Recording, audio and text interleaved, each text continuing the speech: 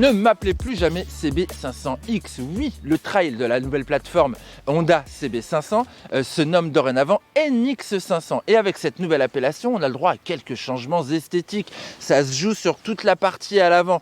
Moi, je trouve qu'elle a plus de charisme comme ça. Elle se distingue mieux des autres 500. Et puis, ce qu'on aime bien, c'est l'arrivée d'un nouveau phare à LED, d'une bulle assez sympa avec ce petit montant là en métal pour y fixer nos appareils, et ce nouvel environnement avec cette nouvelle planche de bord TFT plutôt claire, de belles couleurs. Alors c'est pas une usine à gaz, il y a les informations qu'il faut, pas plus, mais c'est déjà super sympa, d'autant plus qu'on a un système de commande assez nouveau aussi sur le commodo gauche, rétro-éclairé, on sait toujours où on en est.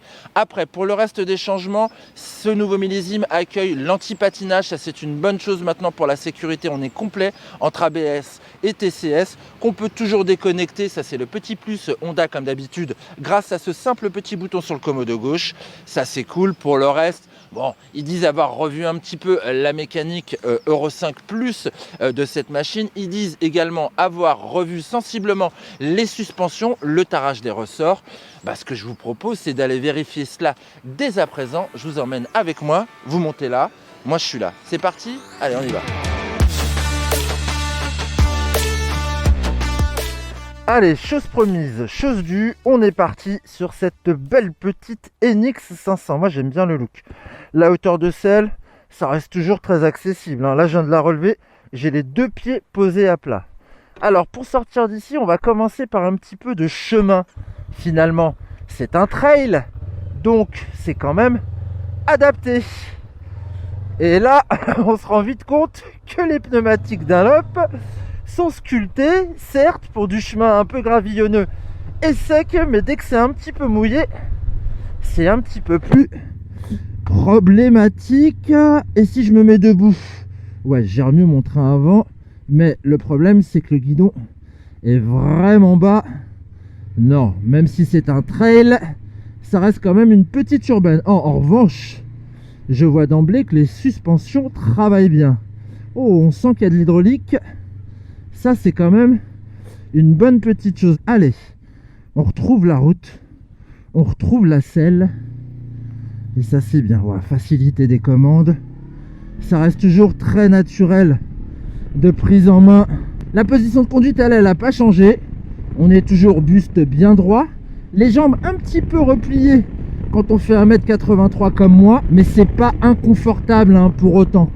Ça reste quand même très acceptable. Guidon pas trop large, mais moi j'aime bien les guidons larges. Mais là ça va, ça va. J'ai pas l'impression de piloter une Z650. Mais bon, sur un trail, on aime bien les grands bras de levier. Alors la protection, pas mal au niveau des jambes, avec la redéfinition là de cette partie à l'avant. Un petit peu moins au niveau des pieds, on ramasse. Et pour ce qui est du buste, ça va, je suis quand même bien protégé aux allures légales, sauf que quand je dépasse les 80-90 km/h, et ben là je ramasse quand même un petit peu, d'autant plus avec un casque type crossover et sa visière.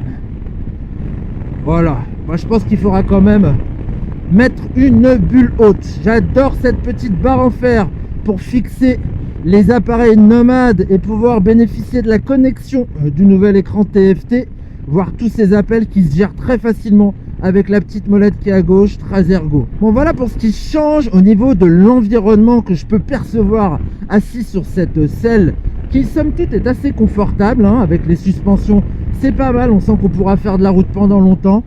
Mais voilà, ça change pas.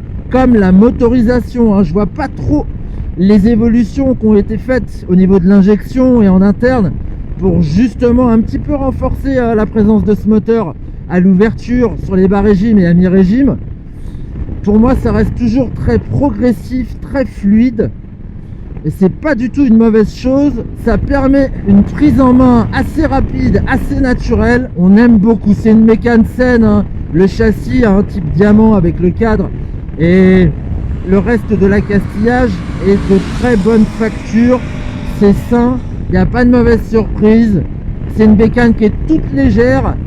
Elle a quand même gagné 3 kg par rapport à la précédente. Alors bien évidemment je ne le sens pas, mais la précédente je la trouvais déjà là. Et là je trouve que c'est quand même le bon combo avec ce petit moulin qui a une belle plage d'utilisation entre 3005 et 6500 tours. On a 3000 tours là où on est dans la zone de confort hein, du petit bicylindre 471 cm3 calé à 180 degrés.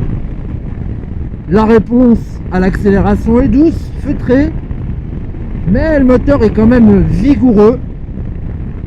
On peut se faire plaisir, reste cette sonorité 180 degrés machine à café. Ah, depuis qu'elle est 270, c'est vrai que maintenant les 180 ils sonnent un petit peu old school. C'est une bonne monture au quotidien parce que je vous ai dit, elle est légère, elle est très facile, elle est très saine, elle a un bon rayon de braquage et surtout elle rassure encore plus qu'auparavant avec son ABS et son anti-patinage. Alors l'ABS, je le trouve un petit peu sensible au déclenchement. Bon, après faut dire que j'avais des pneus neufs et que je roule sur du gras mouillé. En revanche, le traction control, ça va, je le trouve parfaitement calibré, je n'ai rien à redire. Bon, au freinage, hein, RAS, hein, depuis qu'elle est passée en double disque, cette Honda CB500, je dois bien avouer que on a vraiment plus de consistance, toujours la même progressivité. C'est vraiment un bon package. Ah, voilà, elle change mais elle change pas. Ce sera ma conclusion. Elle change fatalement, vous le voyez esthétiquement, mais intrinsèquement, hein, cette NX500 reste une très bonne CB500X. Bon, voilà, c'était la fin de ce petit essai express, cette petite prise en main sur la nouvelle NX500. Je vous présente quelques détails techniques fort intéressants. Et puis on quittera le programme avec le petit son moteur qui fait son retour. Ah ouais, il faut l'entendre cette CB500. Allez, je vous fais un béco et je vous dis à bientôt.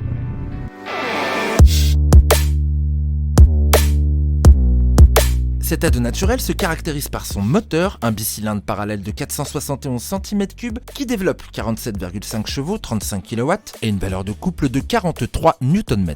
Pas trop gourmand d'après Honda hein, qui annonce une consommation de 3,6 litres au 100, moins sobre d'après nous avec notre consommation moyenne fixée à 4,8 litres au 100. Du coup, avec son bon réservoir de 17,5 litres, son autonomie dans la vraie vie dépasse allègrement les 350 km. C'est une monture confortable au quotidien grâce notamment à son ensemble de suspension Showa revisité cette année. Cette NX500 s'affiche quasiment au même tarif que celle qu'elle remplace avec son prix de 7 449 €. Oui, c'est plus cher que la concurrence, qu'il s'agisse de la KTM 390 Adventure, de la Benelli TRK 502, de l'Himalayan 450, voire même, on l'imagine parce qu'on ne connaît pas encore son prix, de la CF Moto 450 MT. Certes, sauf que chez Honda, la garantie est portée à 5 ans. En outre, ces concurrentes-là n'ont pas encore le statut de référence porté par cette petite Honda que nous allons écouter dès à présent.